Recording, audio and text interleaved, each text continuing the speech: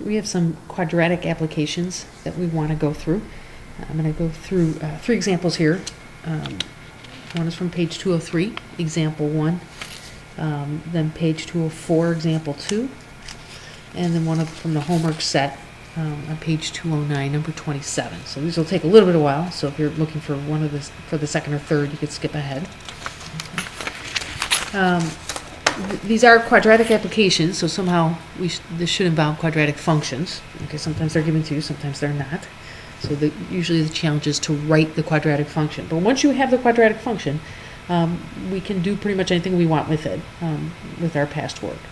Okay, so we have a farmer wishes to enclose a rectangular region with 120 feet of fencing, but he's going to use one side of the barn as one side of the enclosure. Always important, if you're not given a picture, to maybe draw a picture. Okay, so this is the barn, let's say. So he's going to put the fencing next to the barn. So it only needs 3 sides of fencing. Okay, so it'll look like this maybe. Okay. It's also nice because we're told let x represent the length of one of the parallel sides. Okay, so again, there's only 3 sides. These are the parallel sides. The trick is to figure out how long that third side is. Okay, but if you have 120 feet of fencing, you've already used x over for this side and x over for this side. So what's left from the 120? 120 minus 2x. Okay, that's a big part of this problem, is figuring out how to get that third side. Okay, but if you have 120 feet of fencing, and you've used up 2x, you have a 120 minus 2x left. Okay. All right, so part A, determine a function that represents the area. Well, it's just a rectangle. So area is length times width. So 120 minus 2x times the width, x. Okay. If we want, we could distribute, we could rewrite it. It doesn't really matter. I am just so that you can see that it is in fact a quadratic equation. So it's an x squared. Okay. Part B, what are the restrictions on x? In general, right, for parabolas or degree 2 functions, the domain is all real numbers. Okay. But in application problems, it's clear that x can't just be anything. It certainly, since x is this length, it certainly can't be negative, can't be 0, or there would be no rectangle. Okay. It also can't be too big because you only have 120 feet of fencing. Okay. So x definitely has to be bigger than 0, or you have no rectangle. How big could x get? Well, again, just kind of looking at this, if x goes more than 60, you have no fencing left for the third side. So it has to stay less than 60. Okay. All right, so we're going to graph the function. We'll just grab our calculator to do that. Okay. But again, we already know it's a parabola. Okay, so that's we also know, because the coefficient of x squared is negative, that it should open down. There is a reflection. Okay. So we'll just get that graphed. I'm going to use the second version, so 120x minus 2x squared. Okay, again, I'm going to hit zoom 6. Might not be the best window. Okay, but again, our advantage is we know it's a parabola. Okay, well, we see nothing. Might not be the biggest surprise. But we might not have a very good window. Okay, so let's go to window. Okay, what's nice is we already had our x limits. So we know x is somewhere between 0 and 60. So I'm going to count by tens here. What are the y's? Y's are the output, which is area. Okay, well, if you're multiplying fairly large numbers here, where you might have, let's say, even 30 feet of fencing, the area could get pretty large. So I'm just going to do 30, 30, right, which would leave 60 here. That's 1,800, 30 by 60. Okay, so I'm going to go a little bit larger than that, at least. Area can't be negative, so I'll go 0. I'll go maybe 2,500 to start with. Just count by 500s. And now we start to see our parabola. Okay. But the window for applications can be a little bit tricky. So you kind of have to look at the problem and think about what your max and min can be for the inputs and outputs. Okay. That's the advantage of doing part B here, is it gives you your limits on the inputs. Okay. All right, so part D, what does the point 18, 1,512 represent? Okay, well again, we have x to be 18. That's our input. Now, instead of using y, I'm going to use a, right? That's the functions we're using, 15, 12. So what does this mean? Well, in our picture, right, that's the side, the length of the parallel sides. And a would be 15, which is the area of the region.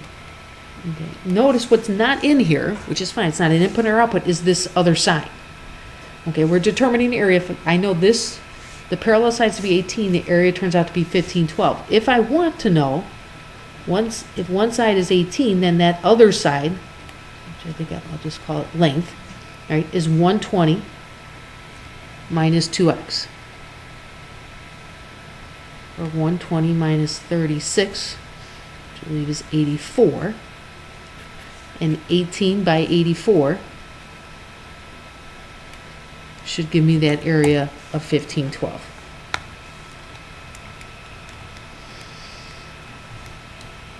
Okay.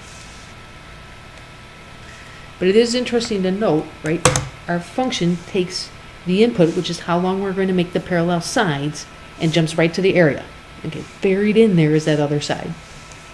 Okay. All right, and then part E, what is the maximum area?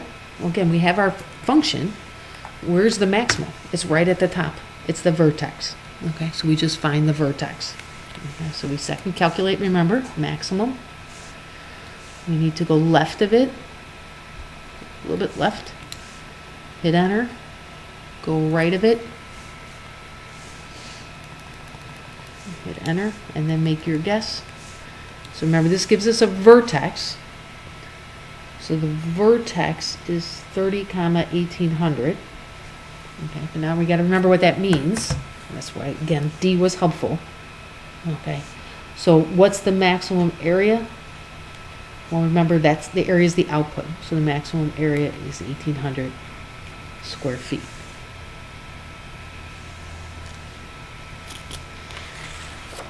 All right, next problem. This is example 2 from page 204. A machine produces rectangular sheets of metal satisfying the condition that the length is 3 times the width. So before I go too far, let me just draw that right away. Let's put this here maybe. So they just create these rectangular sheets where the length is 3 times the width. Okay. So if I call this x, then this will be 3x. Okay. Furthermore, equal size squares measuring 5 inches on a side can be cut from the corners. So we're going to take out a 4 corners here. And remember, this is 5 inches on a side. Then fold it up. So remember, when you fold it up, this now will be the bottom of the box that you get. Right? And then these will be the 4 sides. The 4 flaps that get folded up are the 4 sides. It has no top. Okay. So again, there's kind of a lot going on here. Okay. But we started with this x by 3x sheet. Cut out the corners, 5 inches from each corner. Okay. So again, this part here is the bottom of the box. Okay. And then each of these 4 flaps get folded up. Remember, maybe I'll take these out, right? So these are gone. Those are the corners you take out. And then the 4 remaining flaps get folded up. Okay. All right, so for part A here, we're looking for a function for the volume of the box. Okay, well, it's a box. It's a rectangular box. So it's length times width times height. Well, again, here's the bottom. So we need this length and width, which is not x by 3x. Remember, that was the whole sheet before we cut things out. Okay. So this side is no longer x. This was x. We took out 2 pieces, so it's now x minus 5, which would be x minus 10. Okay. This side, right, came from the 3x side with 2 pieces cut out. So that would be 3x minus 10. Okay. And then finally, how tall is it? Well, again, when you fold all these up, right, those were 5 inches. Okay. So if I clean this up a little bit, I'm going to put the 5 in front here.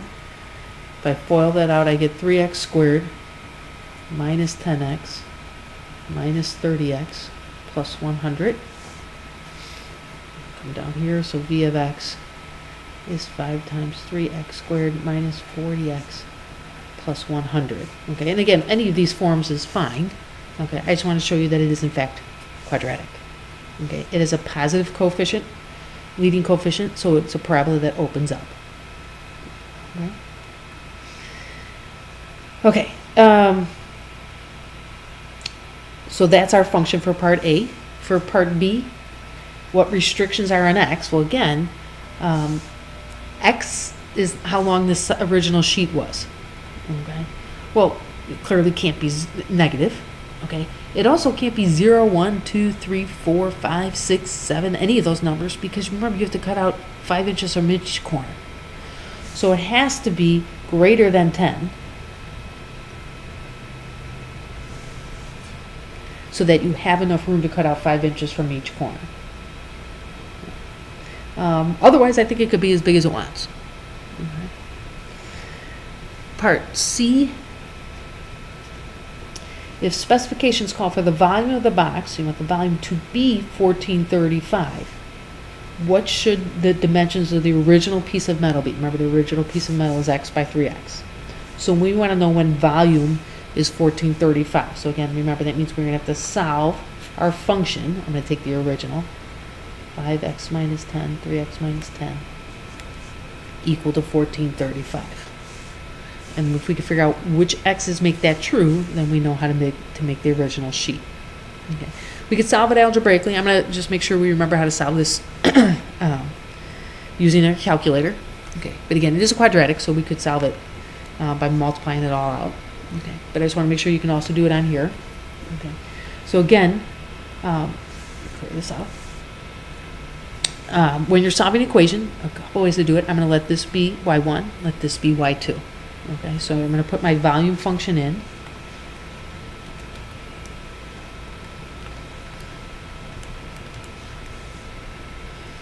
For y1, and then for y2, I'm going to put 1435.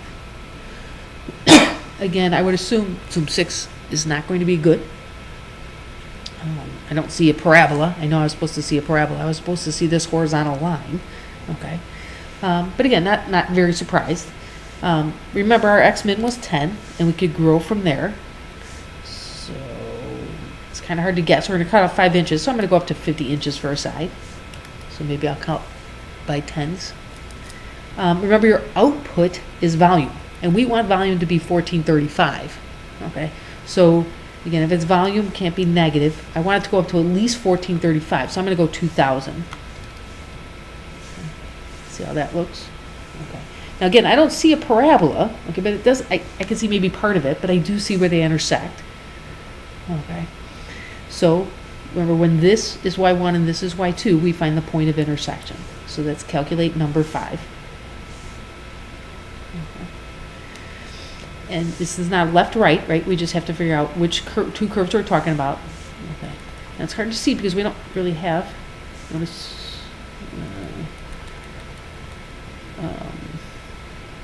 We're way too high. Remember, we're up at 15,000, and I only want to go to about 2,000 with 1435. So let me just pull it back here a little bit. So we can see. So there's our cursor. Okay. So when you're finding an intersect, you're just saying first curve, yes, I want to be somewhere along the parabola. Hit enter, and then I want to intersect it with this horizontal line at 1435. Okay. I'll make my guess. And it looks x should be 17. When x is 17, the volume is 1435. Okay. So again, the dimensions would be one side of the original sheet is 17, and then 3x will be 51. If we start with our original sheet being 17 inches by 51 inches, that will do it. Okay. Just one more note, because I said you could solve it. Again, you would just multiply everything out.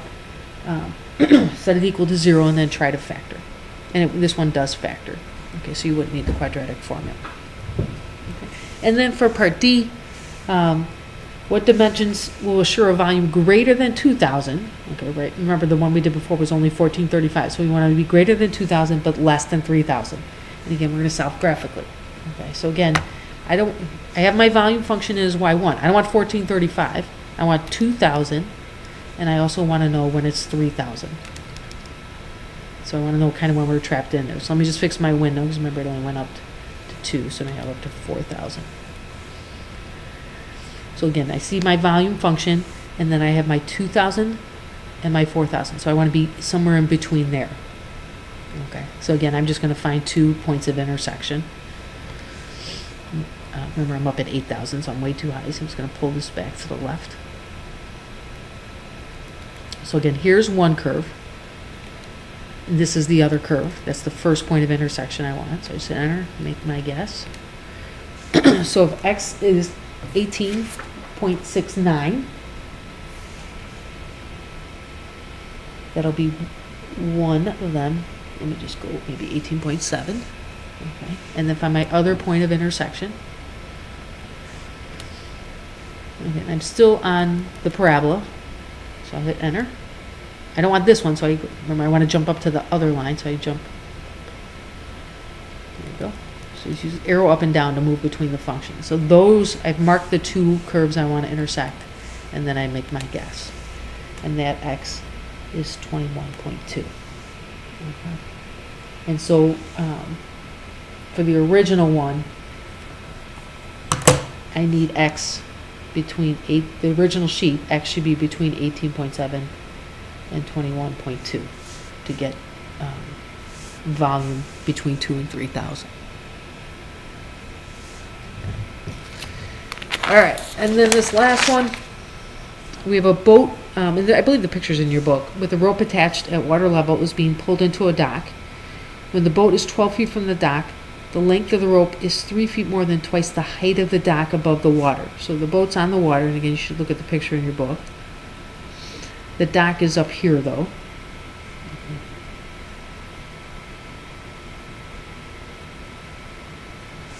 So here's the rope.